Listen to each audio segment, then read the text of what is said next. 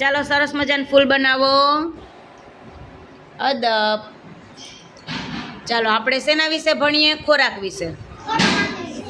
તો હું છે ને ખોરાકનું નામ બોલીશ, બરાબર? હવે એ ખવાય કે ન ખવાય એ તમારે મને કહેવાનું. ખવાતું હોય તો તમારે શું કહેવાનું? હા. અને ન ખવાતું હોય તો શું કહેવાનું? ના. ચાલો. રોટલી, પછી રોટલા, પડીકા,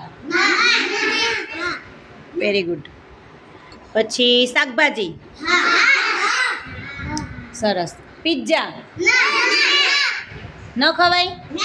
શું થાય?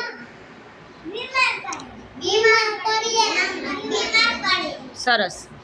પછી ફળ, દૂધ, તેલ, ઘી, બર્ગર, પાણીપુરી, સમોસા, પછી કઠોળનું શાક. સરસ. બહારની વસ્તુ ખાવાની? બહારની વસ્તુ ખાય તો શું થાય? એટલે શું ખાવાનું? ઘરે બનાવેલું. સરસ. તાલી પાડો.